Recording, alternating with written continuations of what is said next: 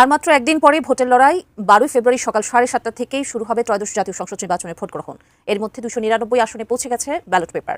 এবারে নির্বাচনে মূল প্রতিদ্বন্দ্বিতা হবে বিএনপি ও জামাত জোটের মধ্যে, কারণ ভোটের মাঠে পতিত আওয়ামী লীগ না থাকায় ব্যাপক উত্থান ঘটেছে দীর্ঘদিন প্রান্তিক অবস্থানে বাংলাদেশ জামায়াত ইসলামীর। শফিকুর রহমান হঠাৎ করেই দেশের প্রধানমন্ত্রী হওয়ার দৌড়ে গুরুত্বপূর্ণ প্রতিদ্বন্দ্বী হিসেবে উঠে এসেছেন। ব্রিটিশ বার্তা সংস্থা রয়টার্সের প্রতিবেদনে এ তথ্য উঠে এসেছে।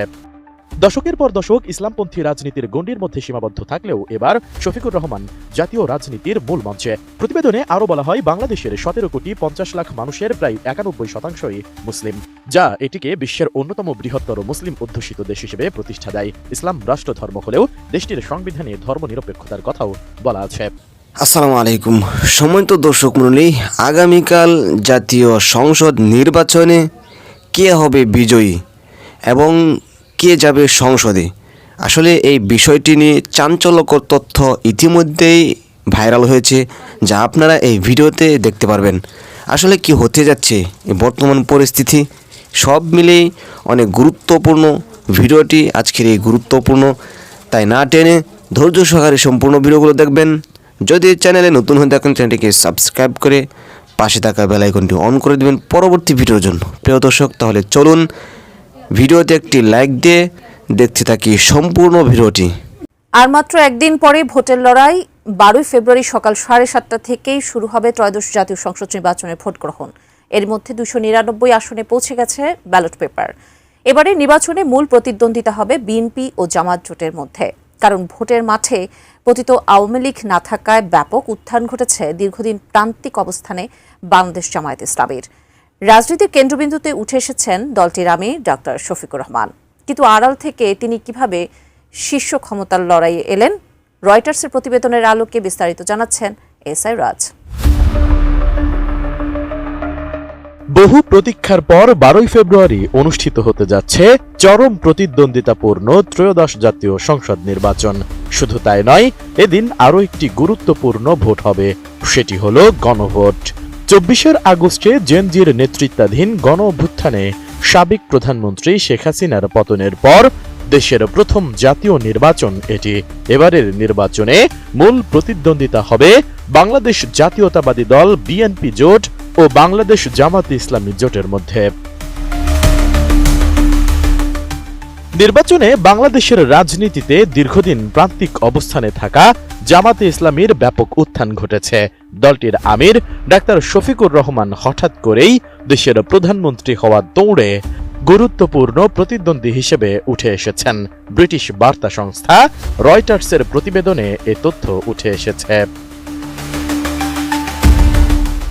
টানা তৃতীয়বার অর্জন করেছে দেশের সেরা সুপার ব্র্যান্ড স্বীকৃতি বসুন্ধরা টিস্যু। প্রতিবেদনে বলা হয়েছে, ঢাকার বিভিন্ন পয়েন্টে পোস্টার বিলবোর্ডে এখন শোভা পাচ্ছে সাদা দাড়িওয়ালা এই নেতার চেহারা, যেখানে ভোটারদের দেশের প্রথম ইসলামপন্থী সরকারকে ক্ষমতায় আনার জন্য আহ্বান জানানো হচ্ছে। 67 বছর বয়সী এই নেতা এতদিন মূলত ইসলামপন্থী মহলের বাইরে খুব বেশি পরিচিত ছিলেন না, কিন্তু দলের প্রধান হিসেবে তিনি এখন প্রধানমন্ত্রী হওয়ার লড়াইয়ে গুরুত্বপূর্ণ প্রার্থী হয়ে দাঁড়িয়েছেন। দশকের পর দশক ইসলামপন্থী রাজনীতির গণ্ডির মধ্যে সীমাবদ্ধ থাকলেও এবার শফিকুর রহমান জাতীয় রাজনীতির মূল মঞ্চে। প্রতিবেদনে আরও বলা হয়, বাংলাদেশের 17 কোটি 50 লাখ মানুষের প্রায় 91% মুসলিম, যা এটিকে বিশ্বের অন্যতম বৃহত্তর মুসলিম অধ্যুষিত দেশ হিসেবে প্রতিষ্ঠা দেয়। ইসলাম রাষ্ট্র ধর্ম হলেও দেশটির সংবিধানে ধর্মনিরপেক্ষতার কথাও বলা আছে। বিভিন্ন জনমত জরিপ বলছে, একসময় নিষিদ্ধ ঘোষিত জামাত, যারা 1971 সালে পাকিস্তানের বিরুদ্ধে বাংলাদেশের স্বাধীনতার বিরোধিতা করেছিল বলে অভিযোগ করা হয়, এবার তারাই ইতিহাসের সবচেয়ে শক্তিশালী ফলাফল পেতে পারে এমন সম্ভাবনায় নাকি উদ্বিগ্ন হয়ে পড়েছেন দেশের মধ্যপন্থী ও সংখ্যালঘু জনগোষ্ঠী। ক্ষমতাচ্যুত সাবেক প্রধানমন্ত্রী শেখ হাসিনার শাসনামলে ইসলামপন্থী গোষ্ঠীগুলোর বিরুদ্ধে কঠোর দমনপীড়ন চালানো হয়। সে সময় জামাতের অনেক শীর্ষ নেতা কারাবন্দী হন ও যুদ্ধ অপরাধের অভিযোগ এনে দলটির বেশ কয়েকজন শীর্ষ নেতাকে ফাঁসি দেওয়া হয়। শেষমেশ দলটিকে নিষিদ্ধ করা হয় এবং তারা কার্যত আন্ডারগ্রাউন্ডে চলে যেতে বাধ্য হয়। শুধু তাই নয়, 2022 সালে দলটির বর্তমান আমির ডাক্তার শফিকুর রহমানকেও একটি নিষিদ্ধ জঙ্গি সংগঠনকে সহযোগিতার অভিযোগে গ্রেপ্তার করা হয় এবং তিনি 15 মাস কারাভোগ করেন। তবে 2024 সালের গণ অভ্যুত্থানের পর রাজনৈতিক প্রেক্ষাপট বদলে যায়। শেখ হাসিনার দেশত্যাগের পর ডক্টর মোহাম্মদ ইউনূসের নেতৃত্বাধীন অন্তর্বর্তী সরকার জামাতের ওপর আরোপিত বিধিনিষেধ শিথিল করে। পরবর্তীতে আদালতের রায়ে নিষেধাজ্ঞা প্রত্যাহার হলে দলটি প্রকাশ্য রাজনীতিতে ফিরে আসে। এরপর দ্রুত সাংগঠনিক তৎপরতা শুরু করে জামাত। ত্রাণ ও দাতব্য কার্যক্রমের মাধ্যমে মাঠ পর্যায়ে সক্রিয় হয়ে ওঠে দলটি, যেখানে ডাক্তার শফিকুর রহমানের সরাসরি উপস্থিতি তাকে জনসম্মুখে আরও পরিচিত করে তোলে। রাজনৈতিক বিশ্লেষকদের মতে গণ অভ্যুত্থানের পর সৃষ্ট নেতৃত্বশূন্য পরিস্থিতিকে কাজে লাগাতেই ডাক্তার শফিকুর রহমান দ্রুত সামনে আসতে পেরেছেন। নির্বাচনী প্রচারে তিনি জামাতকে নৈতিকতা, সুশাসন ও দুর্নীতি বিরোধী একটি বিকল্প শক্তি হিসেবে তুলে ধরেছেন। এছাড়া তরুণ ভোটারদের আকৃষ্ট করতে দলটি জেনজি সমর্থিত একটি নতুন রাজনৈতিক দল এনসিপির সঙ্গেও জোট গঠন করেছে বলে উল্লেখ করা হয় রয়টার্সের ওই প্রতিবেদনে। তবে নারীদের ভূমিকা নিয়ে জামাত আমিরের বক্তব্য বিতর্ক সৃষ্টি করেছে বলে জানিয়েছে রয়টার্স। তাছাড়া এবারের নির্বাচনে জামাত কোনো নারী প্রার্থী দেয়নি এবং নারীদের কর্মঘণ্টা সংক্রান্ত একটি মন্তব্য বেশ সমালোচিত হয়।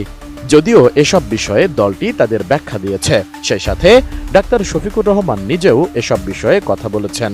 তার ভাষায়, জামাত যুক্তিসঙ্গত ও নমনীয় নীতিতে বিশ্বাসী। ইসলামী মূল্যবোধ শুধু মুসলমানদের জন্য নয়, বরং সমগ্র মানব জাতির জন্য প্রযোজ্য বলে জানান জামাতের আমির ডাক্তার শফিকুর রহমান। আর মূলত এসব কারণেই তিনি আড়ালে থেকে এখন শীর্ষ ক্ষমতার লড়াইয়ে উঠে এসেছেন। প্রিয় দর্শক, আশা করি সম্পূর্ণ ভিডিওগুলো দেখলেন। ভিডিওতে যে বিষয়গুলো দেখলেন, এই বিষয় নিয়ে আপনাদের কি মতামত, অবশ্যই আপনাদের মূল্যবান মতামতগুলো কমেন্টে জানিয়ে দেবেন। এমনকি আগামীকাল নির্বাচন সম্পর্কে বিস্তারিত জানতে অবশ্যই চ্যানেলটিকে সাবস্ক্রাইব করে রাখুন পরবর্তী ভিডিওগুলো দেখার জন্য। আজকের মতো এখানেই বিদায় নিচ্ছি। আবারও দেখা হচ্ছে অন্য নতুন ভিডিওতে। সেই পর্যন্ত সকলে ভালো থাকুন, সুস্থ থাকুন। আসসালামু আলাইকুম।